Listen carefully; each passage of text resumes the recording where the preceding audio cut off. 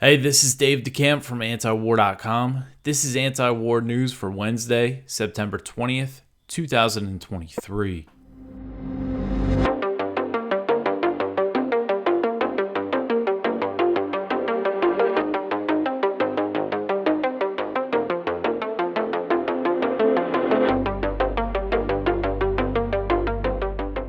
All right, the first story at the top of antiwar.com today. President Biden's UN speech exposes U.S. hypocrisy on Russia. So President Biden took aim at Russia at the UN General Assembly in New York on Tuesday in a speech that revealed U.S. hypocrisy on the war in Ukraine and other issues. So President Biden really went after Russia in this speech, and he just said some things that were just completely misleading and just not true in some cases. So I wanted to just kind of pick apart some of the things he said here. And when he was discussing arms control, President Biden accused Russia of shredding long-standing arms control agreements, and he mentioned that Moscow suspended its participation in New START, which is the last nuclear arms control treaty between the U.S. and Russia. But this omits the fact that the U.S. withdrew from several arms control treaties in the years leading up to Russia's invasion of Ukraine. In 2019, the Trump administration pulled out of the Intermediate Range Nuclear Forces Treaty, which banned ground-launched short and medium-range missiles. The following year, in 2020, the U.S. exited the Open Skies Treaty, which allowed the U.S., Russia, and other signatories to conduct unarmed surveillance flights over each other's territory.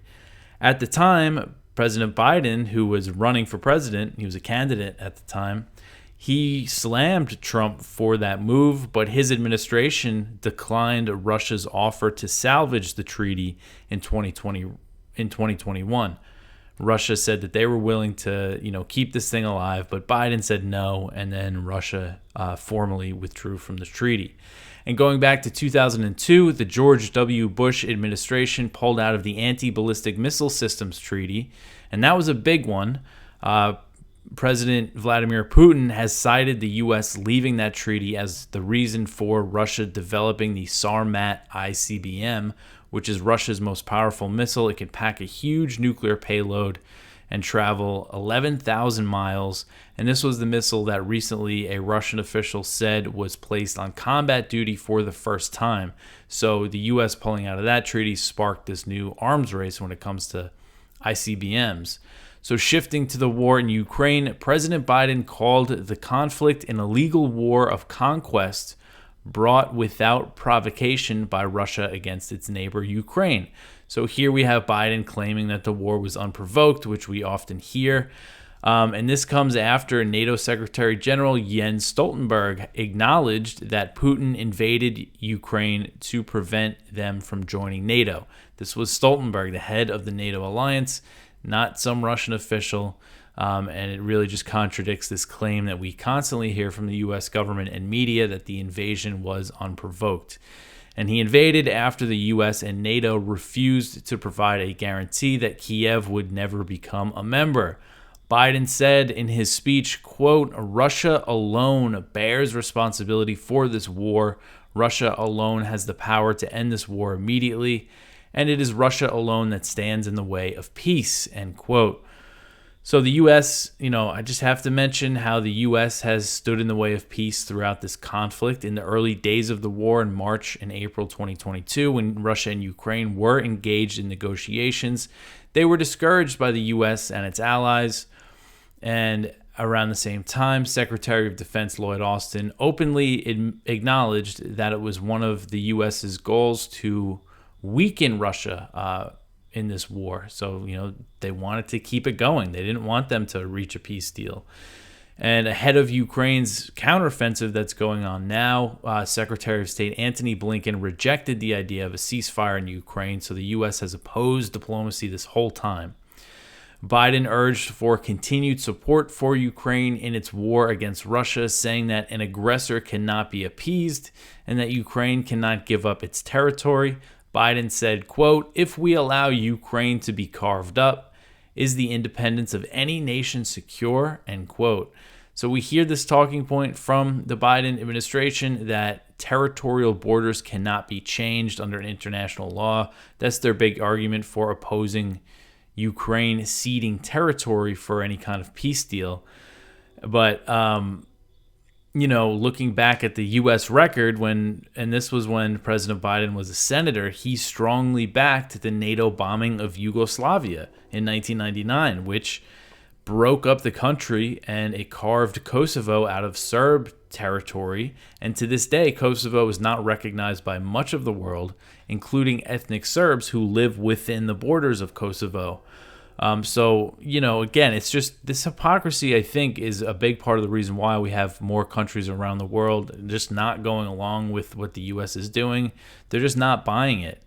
And another thing I mentioned is that, President Biden, as most people probably know, when he was in the Senate, he led the charge to whip up Democratic support for the 2003 invasion of Iraq.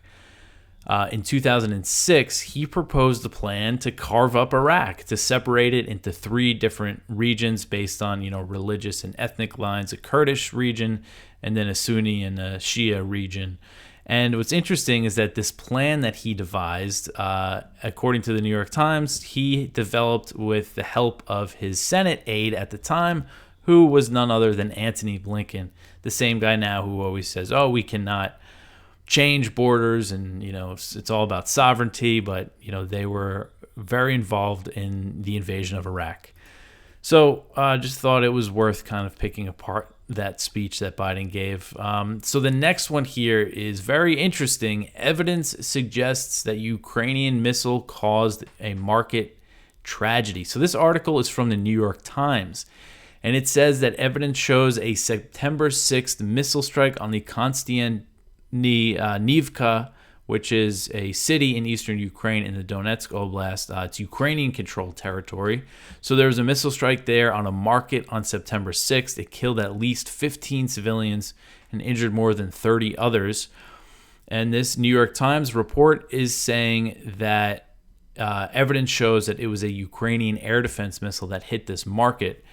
And this report says, it points out that after this strike, less than 2 hours later, President Volodymyr Zelensky blamed Russian terrorists for the attack, and many media outlets followed suit.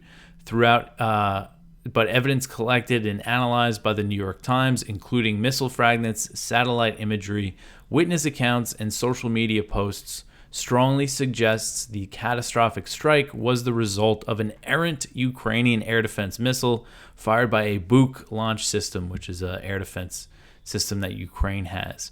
The attack appears to have been a tragic mishap. Air defense experts say missiles like the one that hit the market can go off course for a variety of reasons, including an electronic malfunction or a guidance fin that is damaged or sheared off at the time of launch.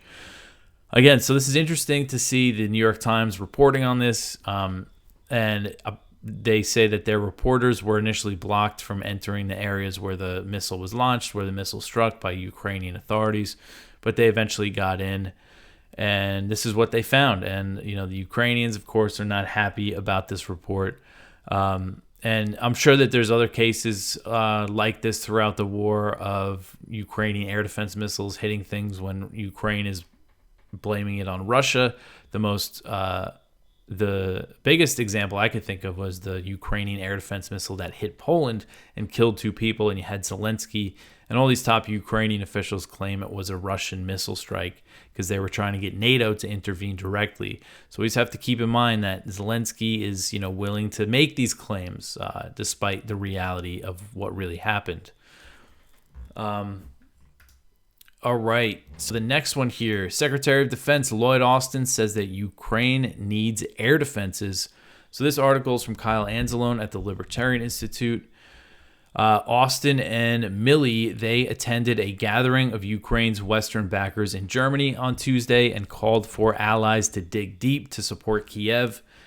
Austin downplayed questions from reports about long-range missiles while emphasizing Ukraine's need for more air defenses. So he was speaking to what they call the Ukraine Defense Contact Group that meets every once in a while. It's a group of more than 50 officials from more than 50 countries, military officials, and Austin was stressing that Ukraine needs air defenses.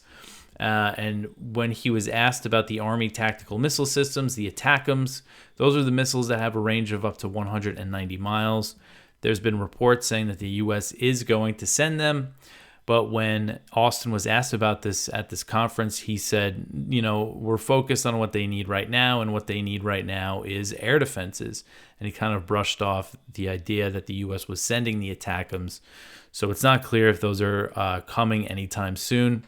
And Austin also added that Ukraine will be receiving their M1 Abrams tanks soon, which are the American-made tanks that the Biden administration promised earlier in the year. And the big thing with those is that they are going to come equipped with depleted uranium ammunition. And depleted uranium, is linked to cancer and birth defects. It's toxic ammunition that can really poison the land. And it is on its way to Ukraine. All right, so the next one here, government shutdown threatens U.S. support for Ukraine. So the Pentagon has said that the government shutdown that will happen if Congress does not pass a funding bill by September 30th could hinder U.S. support for Ukraine. So Pentagon spokesman Chris Sherwood told Politico that the Defense Department's suspension of what is considered non-essential activities expected under a shutdown could interrupt the delivery of defense articles, services, and/or military education and training for Ukraine. So during government shutdowns, the U.S. military typically stops activities that are deemed unnecessary for national security, including training. So the Pentagon could issue exemptions for the Ukrainian training, but if they don't, the programs will be forced to be stopped, and that includes the training of Ukrainian pilots on F-16s that recently started inside the U.S. And this guy, Sherwood, said that the Pentagon would still have access to funds to take weapons from military stockpiles to ship to Ukraine, but he said that the suspensions and things could affect the actual deliveries. So even if they have the funds to take the weapons out of military stockpiles for Ukraine, the shutdown could still prevent deliveries. I think if there is a government shutdown, I'm sure they're going to at least exempt some of this Ukraine stuff, but who knows if they'll be able to exempt all of it. So there's a chance that it could really interrupt things here. That would be, I think, that's a way I think maybe some of these Republicans in the House that are really opposed to this policy could disrupt it, is if they force this government shutdown. That seems like it's going to happen, because Congress needs to pass a funding bill by September 30th to avert the shutdown, and they're really at odds over these bills that they need to pass. So there's a chance that there could be a hiccup in U.S. support for Ukraine if that happens. And I think, again, for the Republicans that actually do oppose this, which is not all of them, but it's a small, significant group, that's a way that they can stop it, I think, is by letting the government shut down. So the next one here is from Axios. GOP defectors sink McCarthy's push to advance Pentagon funding. So House Speaker Kevin McCarthy's attempt on Tuesday to advance a bill funding the Pentagon failed after a few Republican defectors voted against their party. So this is interesting, and this is the Pentagon Appropriations Bill, the bill that makes the funds available to fund the Pentagon.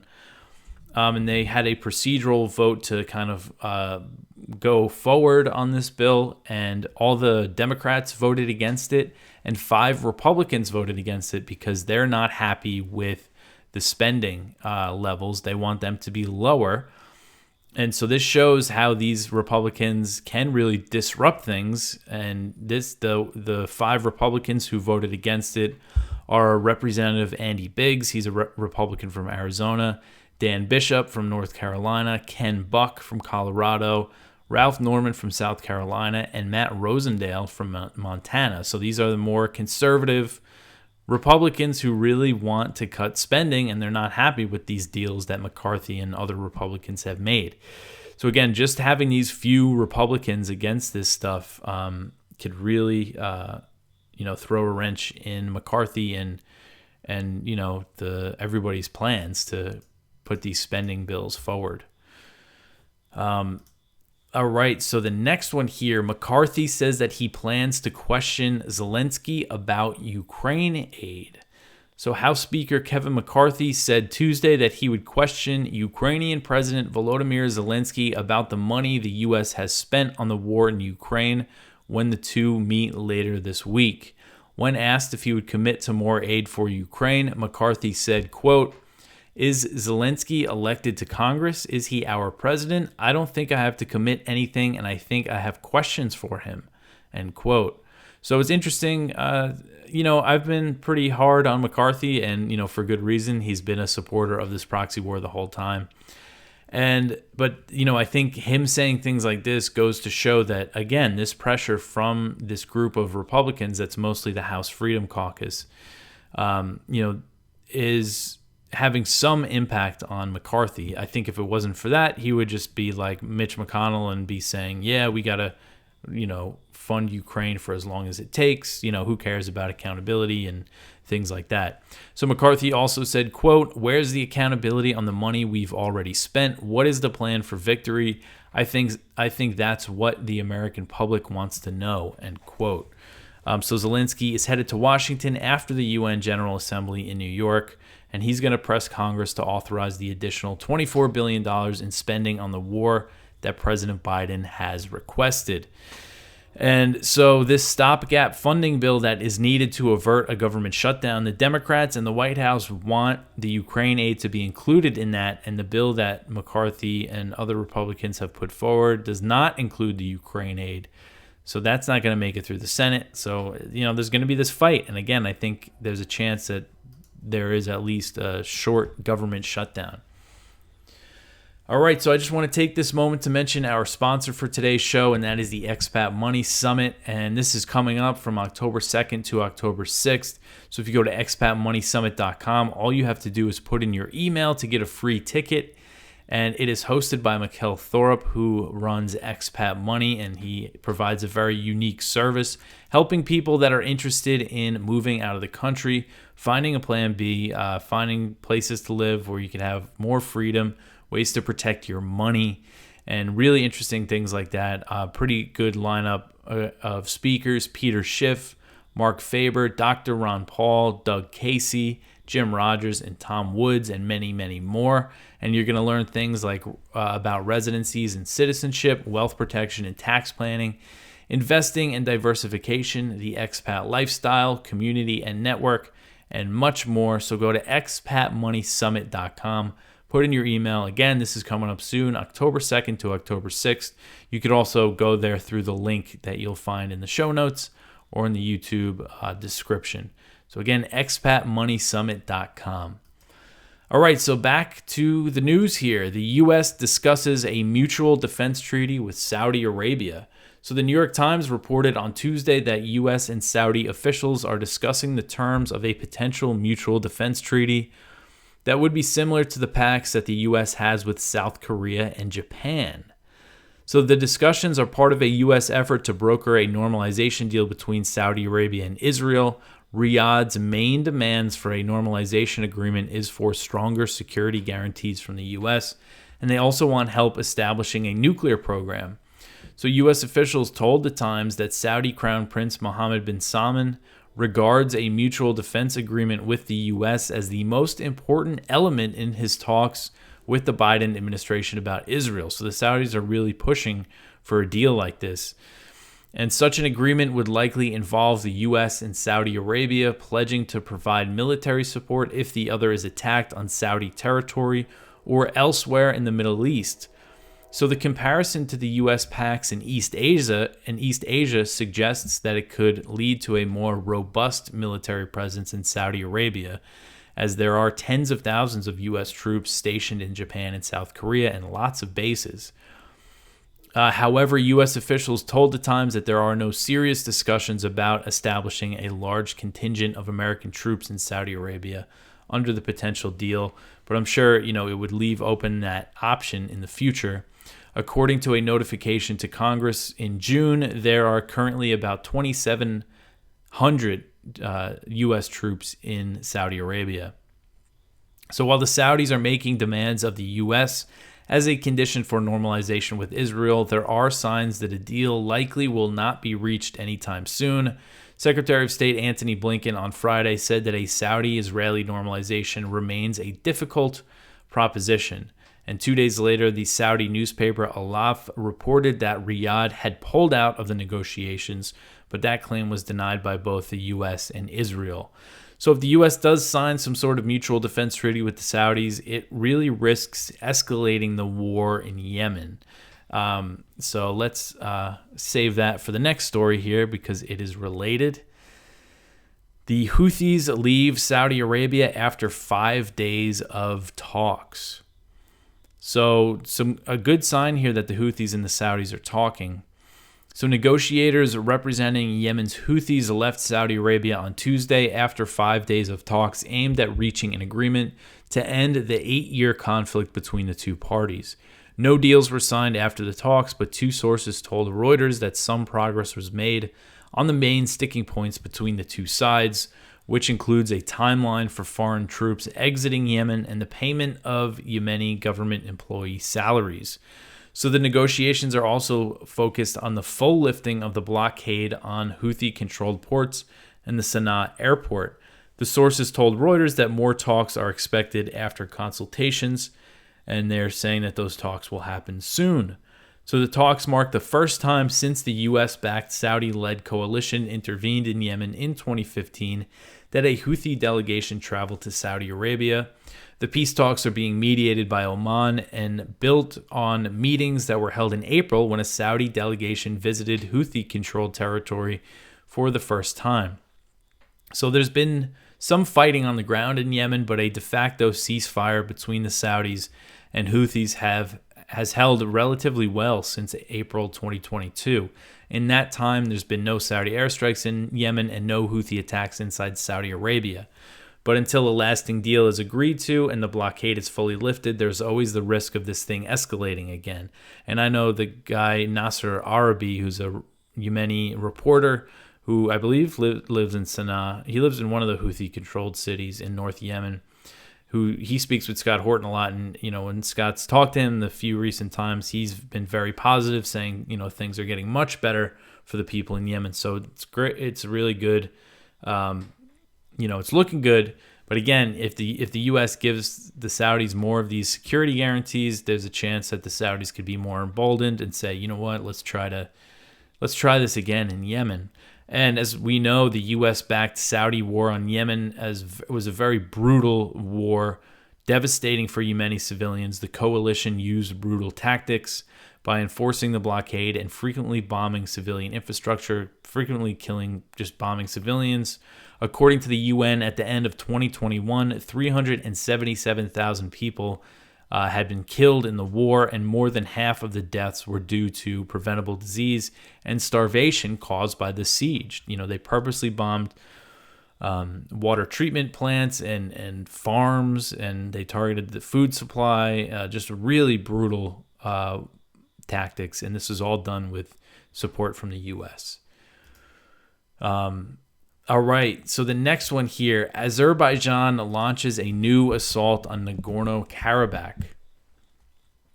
So Azerbaijan on Tuesday launched a new assault against Nagorno-Karabakh in what appears to be the start of a new major war over the ethnic Armenian enclave.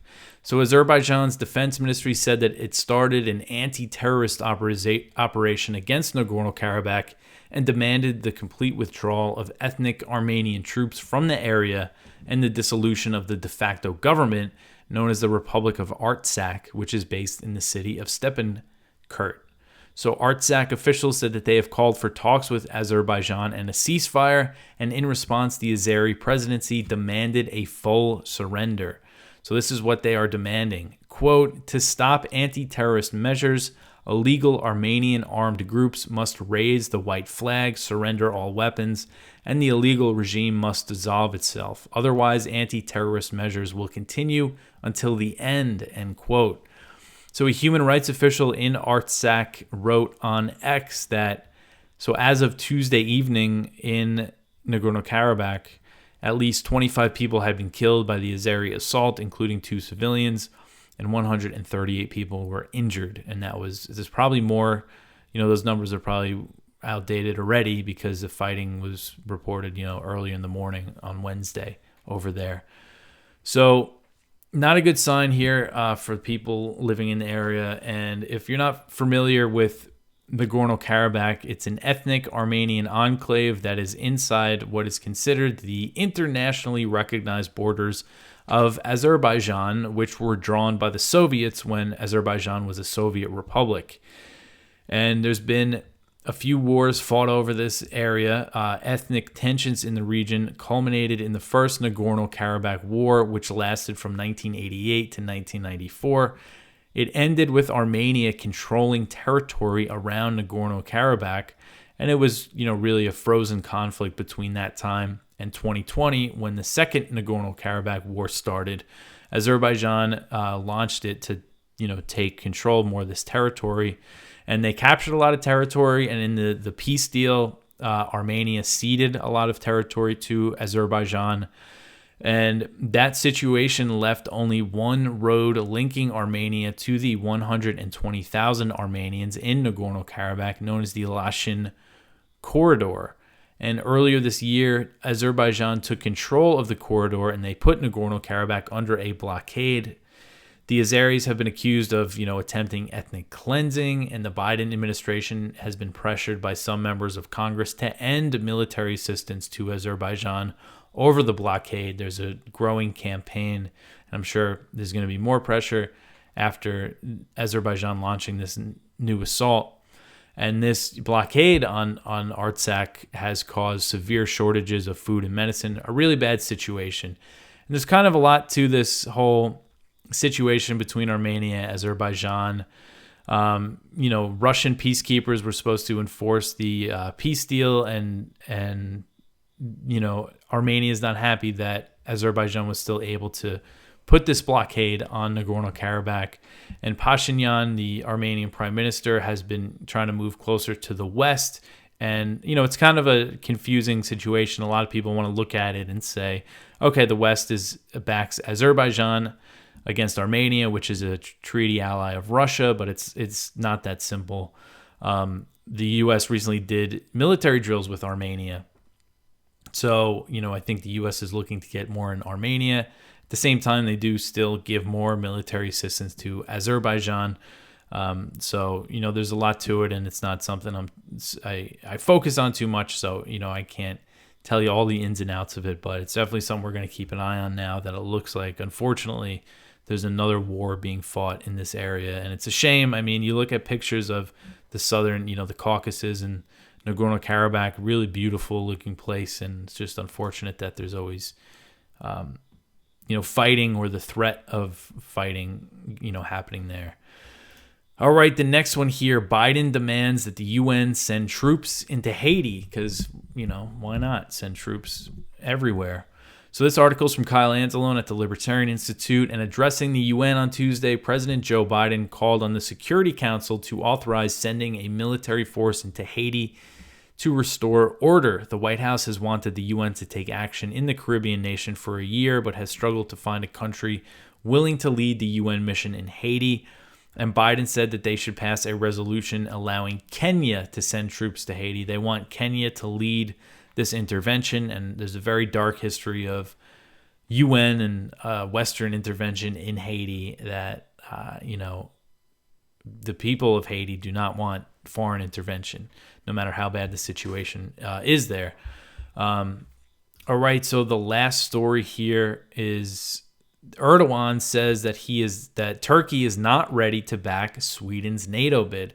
So this article is from Middle East Eye, and it says that Turkey's parliament is not ready to ratify Sweden's NATO accession protocol. Erdogan said during a closed-door briefing with analysts and journalists in New York on Monday, sources told Middle East Eye. So the Turkish president said that terrorists were demonstrating in the streets of Stockholm despite Sweden's recent amendments of its constitution and laws to better fight terrorism. He said, quote, "My parliament doesn't view this issue positively. They aren't ready to ratify Sweden's accession protocol," end quote. So it's interesting because he said a few months ago that Turkey was ready to do it when Parliament came back into session this fall. They're going to approve Sweden joining NATO, but now he's saying that's not going to happen. So we'll see how this all plays out. But that's everything for the news for today. That was a lot of stuff I went over. I hope I did not throw too much information at you. But go check out our Viewpoints, one from Muhammad Sahimi. Iran mass protests achieved 4 critical things this year. One from Jeffrey Sachs, The Real History of the War in Ukraine. One from Carolyn Eisenberg, The Bombs of August, Remember Neek Luang, 1973. One from Trenton Hale, The U.S. Invasion of Afghanistan Was Never Necessary. And our spotlight is from Ryan McMacken, Why Military Recruitment is in Crisis. And that is everything from me. You could always support the show just by sharing it with your friends on social media, liking, subscribing on YouTube, or wherever you prefer to watch your videos. Follow us on Twitter, all that good stuff. But I will be back tomorrow with some more news. Thanks for listening.